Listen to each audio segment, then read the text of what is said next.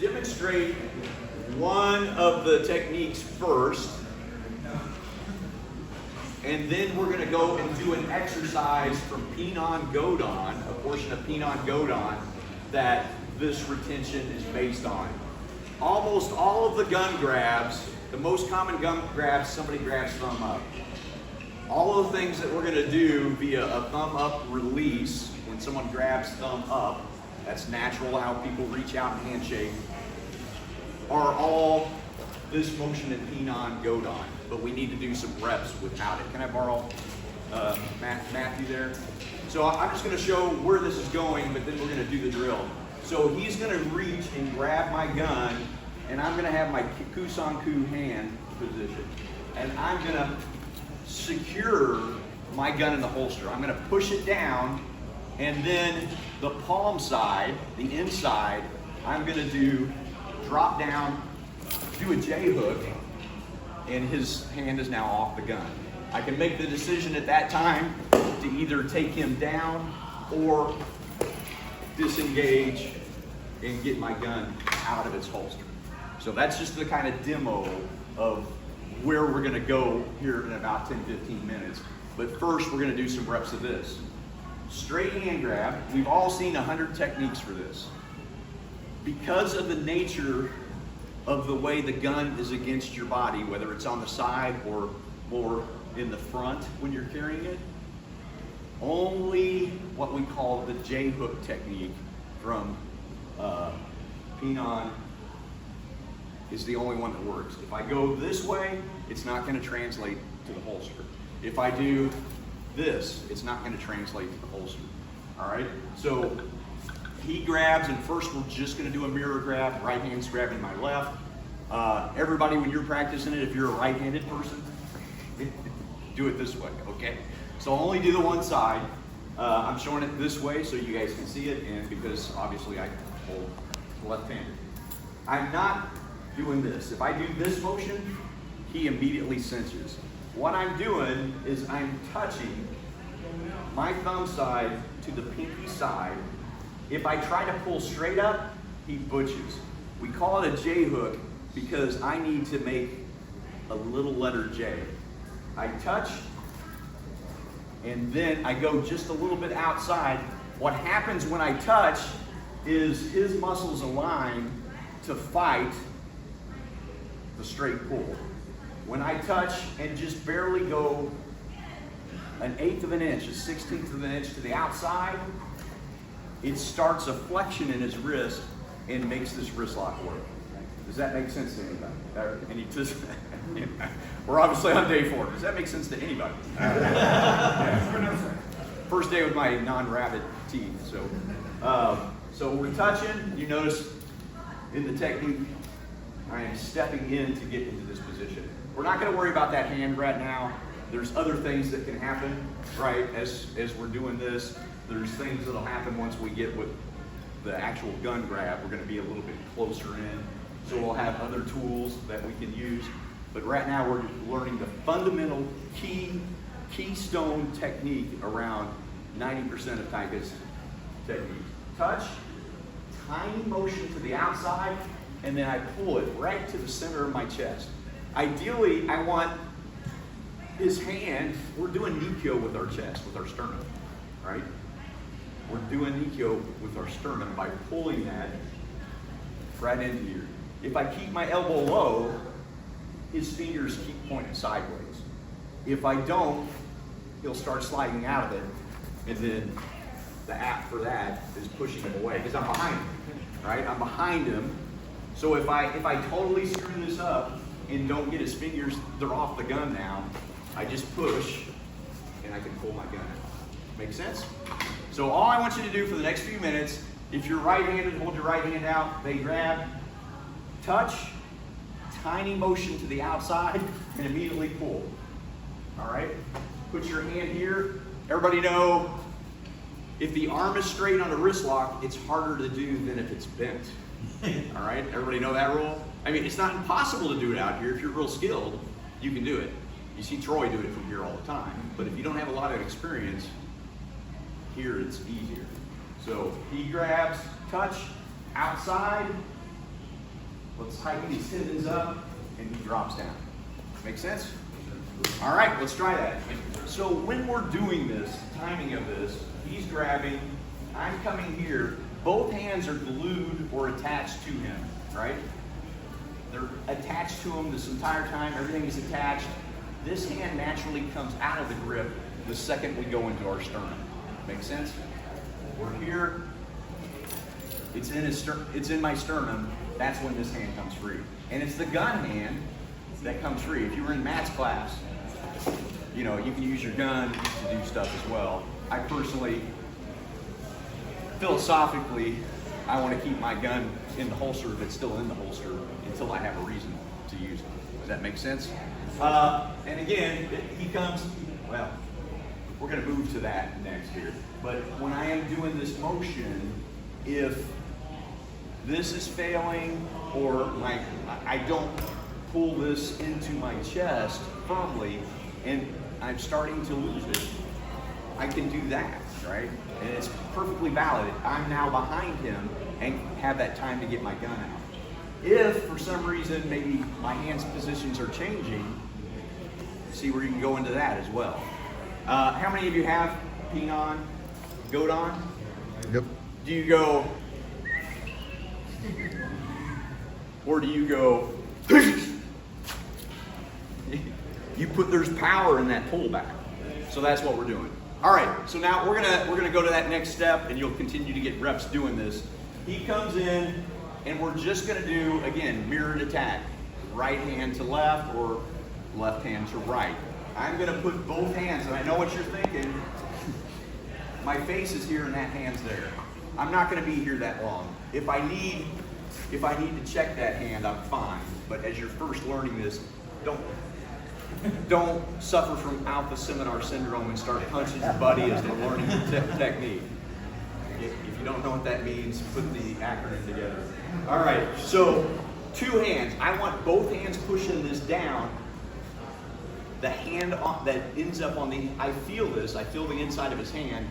That's the one that now I release my thumb, go under, and I'm here, right? And watch that back leg, my foot, my hips, my body, I'm here, I've secured it. That's mission 1, I've secured it.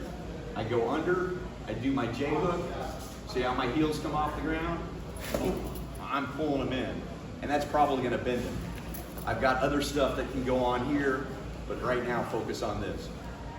My elbow's not attached to my ribs. See where his hand goes, right? If I glue that, see where his elbow goes, it goes up, right? So that's what I want you to do. Would you do that one spacing the other way, please? He grabs, I grab. He grabs, I grab, right? Don't worry about all that stuff until you get used to this, but there's lots of distractions and covers we can do, right? There's lots of things we can do to give us a little bit of time, but our goal is to keep that secure. Underneath, heels up, J hook, and I pull back. Grab here if you want, or if you're more comfortable, disengage and get your gun out, all right? I'm gonna say one more thing about that before you pair up. Statistically, FBI statistics tracks officers' handgun disarms and attempts. If a person attempts to disarm you and you succeed in stopping them, every time they try to disarm you again, your percentage of success goes down, all right? So if I survive the first attack and I pull my gun out and he tries to grab my gun again, it's lethal force in law enforcement. And depending on how left-leaning, I don't want to get into politics, but how left-leaning your state laws are, things may vary, but really you need to be able to verbally justify that, hey, he tried to get my gun once, I got it back, and now he's trying again, it's time to pull the trigger. Make sense? Yes, sir. All right, let's try it with the holster. So the question came, a question did come about the tension and everything that builds up. All right, so everybody take at least one of your hands, or you can, do the chicken dance, whatever, and pull this in as tight as you can, Now try to pull your trigger finger. You feel it? Try to trigger finger your pinky. Feel what happens? Do you have strength? No. So even if the gun does come out of the holster, they're going to have it this way. Do you think they're going to be able to use that pinky if you've got them fully tightly flexed? It's going to be very hard for them to pull that trigger. Make sense? Yeah. So come here. All right. So let's say, and I'm not going to have you sit there and do this, but if I have pulled him up into this position and the gun came out of the holster, if I pull it tight, you feel like you can pull the trigger. All right? So the only way for him to pull the trigger is to relax. Where's that gun going? It's not going towards me. All right? So, because that topic came up, I just thought I would cover it real quick. We're going to move on to the next technique. Same principle applies, but this one's cross hand. So he's going to grab cross. All right? My first mission is to secure. I'm a little bit better if they go cross, which will be the case for most of you. If you're right-handed, they're grabbing with the right hand, because that one's farther away. It's a little bit better initially. I may not have to do covers and stuff, but I want the kusanku drop motion going on. Now, the rule is I attack the inside, the palm side. So last time I was doing this motion to my sternum with my right hand. This time, I'm sliding across the inside, and I'm here. And so because it started probably 12 to 18 inches in a different location, this will be a little bit different. This time I'm getting it on the pec instead of in the center, because it started across my body instead of on the same side. Does that make sense? So this one's going to feel a little bit different, but it's following the same rules. First, secure my gun, 2 hands down. The inside releases my thumb so I can get underneath it. I do this motion. Because of the angle, I got to use a little bit more hips to get that to work instead of the retreat. Hey, I've got it. Make sense? All right, so he goes, instead of that way, he reaches up this way. And this one absolutely does not matter if he does it straight hand or cross hand. I'm still going to do my motion here. I'm going to make my little TP. I see Jeffy and Jerry. I'm going to come in and secure that. I want to push the gun into the holster, right? Have I already started tweaking his wrist by pushing it into the holster when he has the go button, the ulnar button, ulnar nervus facing me? Right? It's already there. So I'm pushing down. I just grab thumb or fingers and I continue that down motion. It's simpler. It's the easiest one of the entire set. Because they basically, hey, I want your gun, but here, let me put you in the ideal wrist lock position, right? Some people grab that. The most common is thumbs up, in my experience in law enforcement. But some people want to do it that way because they know enough about guns that they want the handle. They don't want to have to shoot with their pinky. They want to grab it this way. And from behind you, all right? The most common in law enforcement is coming from behind. Non-law enforcement, when you've got it concealed, not so much. But at any rate, so he's here. Again, rule number 1, I want that secured in the holster. The thumb is either going to be on this side or the other side, and I'm just going to start pulling that thumb and pressing that down. Now, if alignment's not quite there and I want to add some flexion to it, I just play hula hoop. I do my hula hoop motion. I rotate my hips, and that adds flexion to it, and I have it. Now I can go to an arm bar, or I can just go right back into here. Make sense? So let's get that one out of the way because people keep asking about this technique. Thank you. Wow. What do we call this technique? Same stuff, different day, right? Something like that. It's the same thing. Sir. We've done millions of versions of this in every martial art in the world, but I'm here. I don't want to put a wrist brace on them and try to do it. I can get some reaction by shaking it, but I want, right where that crease is, that's where I want my thumb, and I want it rotated enough that it's bone in like we like our ribs in Kansas City and Franklin now, I guess. But I am doing this. We'll call it an X block. No. I want to put, I'm a tiny person. I want to put as much real estate on top of that so I'm strong. So I'm putting 2 thumbs right into that crease, and then it's a lot easier to do. All right. He grabs with both hands. So he's got more real estate on the gun right now, but I still want to do my initial principle. I want to lock this thing into the holster. So I'm going to use that coup-san-coup motion. All right.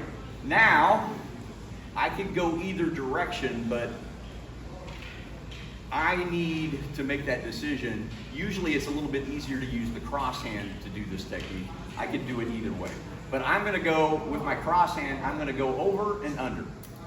Over and under. So I'm here and I go over this wrist, under the other, pin on, and we're right back to where we were. All right?